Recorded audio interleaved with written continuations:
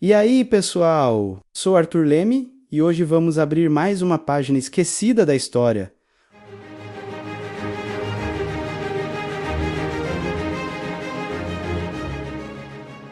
Uma ilha além do nosso tempo, um império de poder e sabedoria incomparáveis, uma civilização que desapareceu sob as ondas em um único dia e noite. Esta é a história de Atlântida. Mas o que é fato?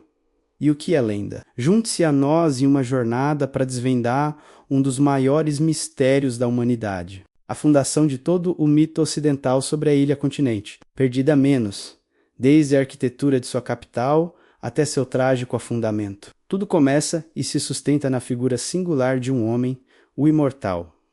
Filósofo ateniense, Platão, longe de ser apenas uma lenda popular, a descrição de Atlântida foi cuidadosamente inserida por ele em suas obras de maturidade. Especificamente em seus diálogos, o Timeu e o Critias, Platão não apenas menciona a ilha, mas ele nos legou a primeira, mais extensa e até hoje mais detalhada descrição dessa civilização. Ao fazer isso, ele transformou uma narrativa contada por um sacerdote egípcio, segundo seus relatos em um poderoso experimento mental sobre a política, a moralidade e a decadência das grandes potências, garantindo que o mistério de Atlântida ecoasse por milênios. Segundo Platão, há mais de 11.000 anos, existia uma potência naval localizada além das colunas de Hércules, o que hoje conhecemos como Estreito de Gibraltar. A descrição da Atlântida original, transmitida pelos antigos, eleva sua importância de ilha a um verdadeiro supercontinente.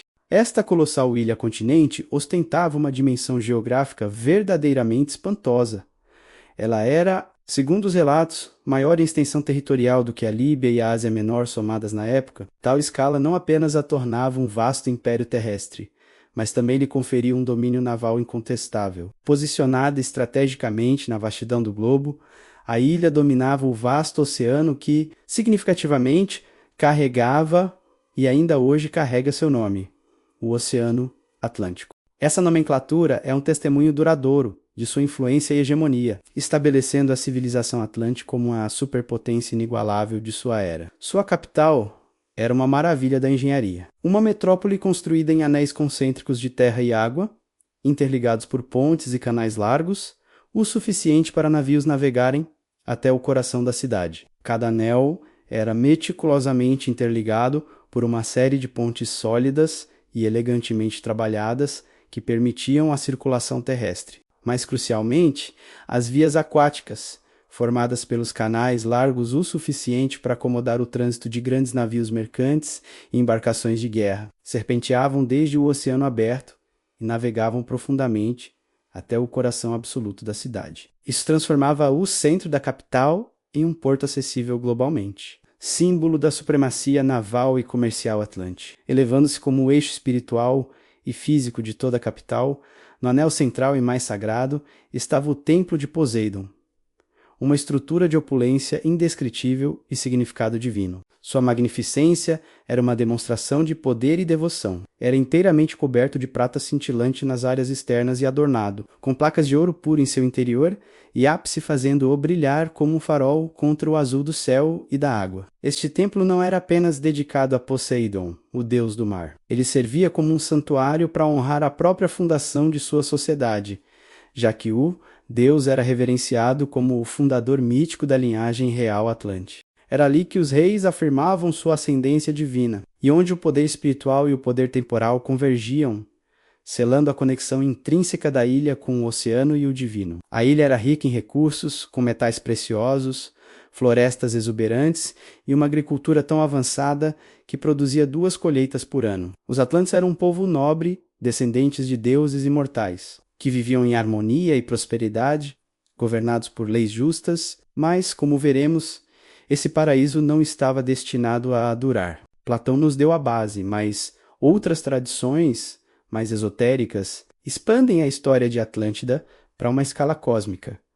Segundo essas fontes, os atlantes não eram apenas humanos avançados. Eles eram a 4ª raça raiz da humanidade, herdeiros de um conhecimento que teria vindo das estrelas, talvez das Pleiades, elevando-se acima de todas as suas outras realizações. A verdadeira chave para a supremacia de Atlântida residia em sua ciência mais secreta e potente. No coração físico e metafísico de sua civilização avançada, pulsava uma tecnologia que, para qualquer observador externo, certamente beiraria a magia pura.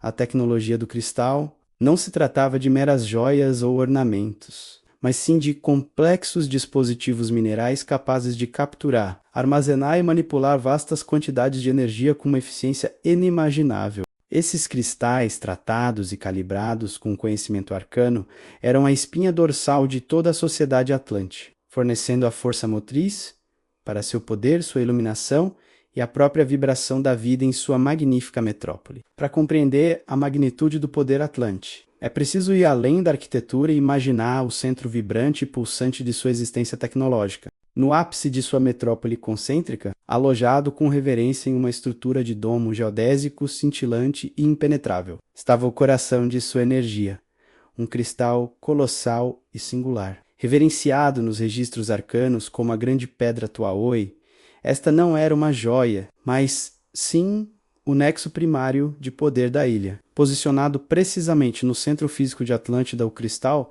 irradiava uma energia etérea e ilimitada, funcionando como uma gigantesca e autossustentável usina energética que fornecia vida e poder a cada faceta da civilização, desde a menor lâmpada até o mais complexo mecanismo voador. Esse cristal não era apenas uma fonte de energia, era a chave para dominar as forças da própria natureza. Ele captava a energia do Sol, da Lua e de uma força vital universal conhecida como Vrili. Com essa energia, os Atlantes podiam fazer coisas que ainda hoje nos parecem ficção científica. As aplicações dessa tecnologia cristalina eram extensas e notavelmente avançadas, permeando cada aspecto da vida atlante. Com essa fonte de energia limpa e ilimitada, eles iluminavam suas vastas cidades aneladas, transformando a noite em dia com um fulgor suave e constante. Além disso, a energia alimentava uma miríade de máquinas complexas e sistemas automatizados, que mantinham a funcionalidade da metrópole. Contudo, a maior e mais impressionante demonstração de sua ciência arcana era a capacidade de manipular as leis fundamentais do universo.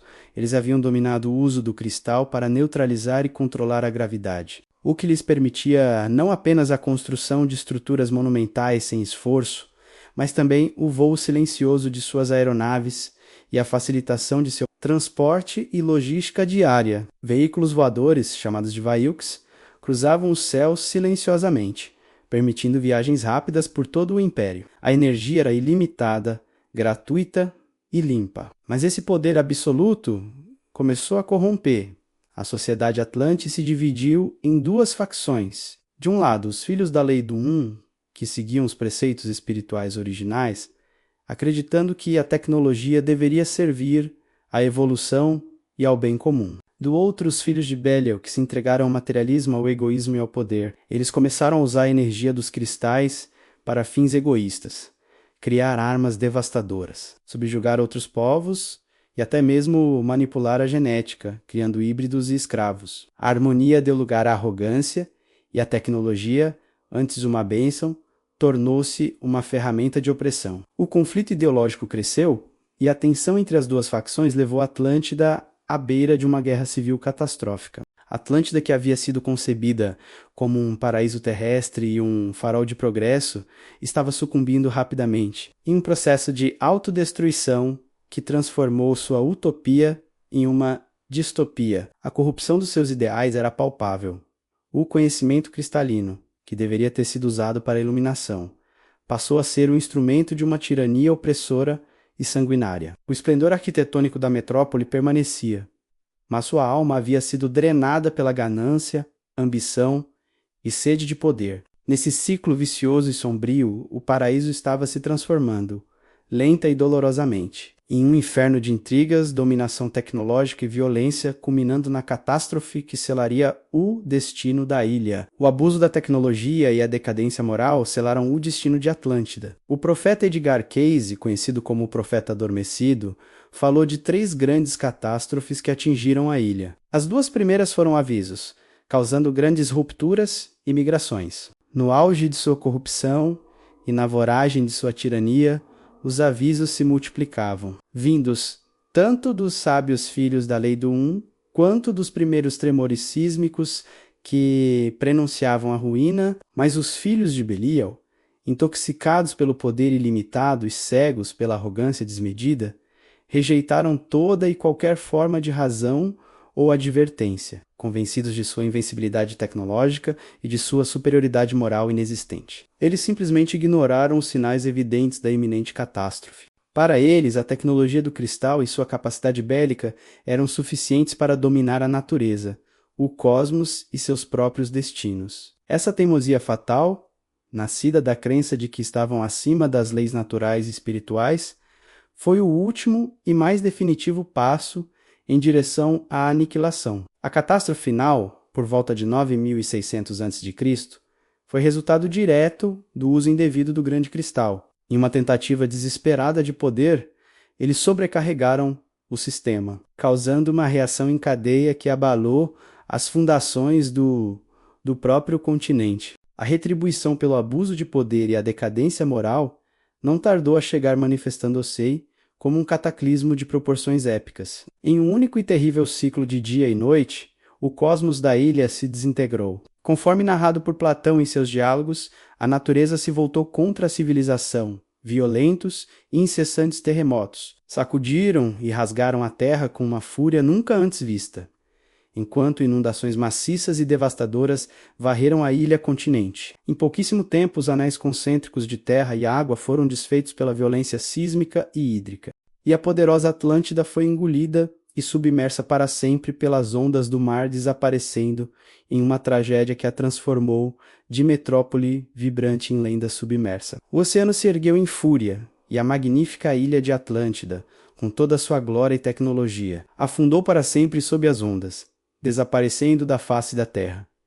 Imagens de satélite da dorsal mesoatlântica. Uma cadeia de montanhas submarinas no meio do Atlântico alimentam a imaginação sobre onde a ilha poderia ter existido. Mas a história não termina aí. Enquanto a maioria da metrópole mergulhava na decadência moral e no caos gerado pela tirania, existia uma facção de sábios, os filhos da lei do dotados de uma profunda sabedoria espiritual e com a visão clara de que a corrupção e o abuso de poder levariam a um ajuste de contas cósmico. Eles previram inequivocamente o desastre iminente e o colapso final da ilha. Agindo com determinação e extremo sigilo, esses líderes espirituais organizaram uma grande e meticulosa migração. O objetivo não era salvar a ilha, mas sim preservar o conhecimento essencial e a linhagem moral pura de Atlântida, espalhando seus ensinamentos e a essência de sua cultura mais ética para terras distantes, pouco antes que as águas engolissem a civilização condenada. No âmago de sua desesperada fuga, os filhos da lei do não levaram consigo apenas suas vidas. Eles agiram como guardiões da herança suprema de uma era perdida. Reunindo-os em arcas e transportes especiais, eles levaram consigo os registros sagrados e o mais profundo conhecimento arcano da civilização atlante. Isso incluía não apenas os anais históricos e textos religiosos, mas também os planos de engenharia mais avançados, os segredos da manipulação de energia cristalina e toda a ciência esotérica desenvolvida ao longo de milênios. Esse tesouro de sabedoria era o último vestígio da Atlântida ética e, iluminado um legado que esperavam, poderia um dia germinar e florescer em novas civilizações, preservando a chama do conhecimento puro contra a maré da ignorância e da catástrofe. Viajando para terras distantes como o Egito e a península de Yucatán, na América Central, eles se tornaram os deuses e sábios que fundaram novas culturas, construindo pirâmides e ensinando astronomia e matemática. O legado de Atlântida não está apenas no fundo do mar, mas também nas fundações das civilizações antigas e nas tradições esotéricas que sobrevivem até hoje. A história de Atlântida é mais do que um mito sobre uma cidade perdida. É um aviso atemporal sobre os perigos de uma tecnologia avançada, sem uma base ética e espiritual correspondente. É um espelho que reflete nossa própria sociedade, cada vez mais dependente da tecnologia, nos perguntando: estamos usando nosso poder para evoluir ou para nos destruir? O legado de Atlântida nos lembra que a verdadeira grandeza não está no poder que possuímos, mas na sabedoria com que o usamos. Obrigado por nos acompanhar nesta jornada. Se você gostou deste vídeo, não se esqueça de curtir, compartilhar e se inscrever para mais mistérios da história.